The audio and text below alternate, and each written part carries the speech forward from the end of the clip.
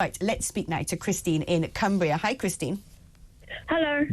I just wanted to make the point. I did work in a school at one stage, and I worked with a transgender man who came on to do an agency, a transgender lady who came on to do an agency shift. At the end of the shift, we were all undressed in the changing room. This transgender lady who Hold on, is this a man in a dress? Yes, it is. Yes. Oh, you can just call it a man. Call them a man. Yes, a man, because he was quite clearly a man with just a little bit of makeup and a pair of Right, down that's a ears. man then, yeah. Yes, and he came late on the shift, so obviously he finished slightly later.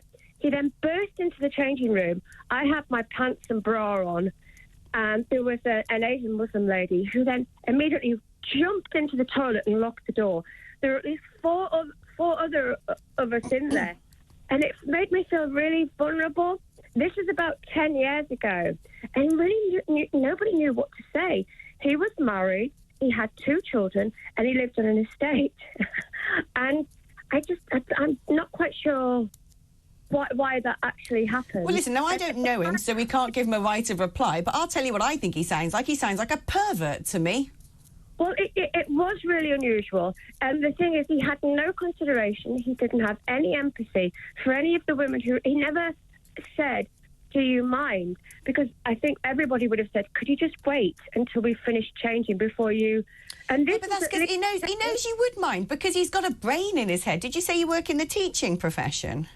Well, no, I was originally a nurse, and I went to work to a school further down just to help, and it was within a kitchen environment, and I thought, oh, that's really hard work at the end of the day. I couldn't do that because it was really heavy. But essentially, I was truly shocked, and I never went back to that school because we literally lived about 100 metres away from it, and I thought I'll just go and see. Yeah, well, this is the thing. This is what women do, right? We're less minded to put up a fight, but just go, do you know what? I'm not going back there. I don't feel safe. I don't like it. That was horrible. No. And they know what they're doing. Do you think that this man didn't, do you think it's just completely witless and oblivious to the idea that he puts on a bit of slap and then bursts into a ladies' changing room while people are in a state of undress and they're not going to mind?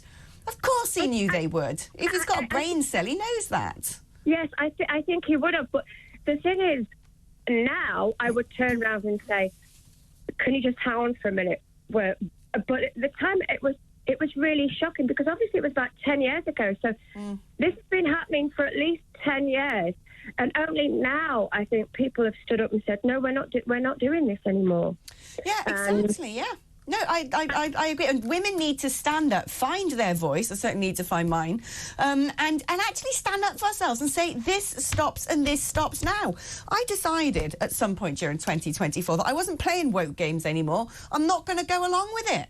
I'm going to say what I think, because unless we stand up and we say, that's a man in a dress and he's not coming into our toilets, unless we stand up and say, unfettered levels of immigration is destroying this country, unless we stand up and find our voice and say these things out loud, they're going to carry on getting away with it. They're going to carry on doing all of these things that nobody's asked for, nobody's voted for, and which, frankly, are dangerous. Christine, thank you. My darling, it's been really fascinating talking to you. I love it when we get, like, a real-life story where someone's kind of lived through something that relates to the topics that we're talking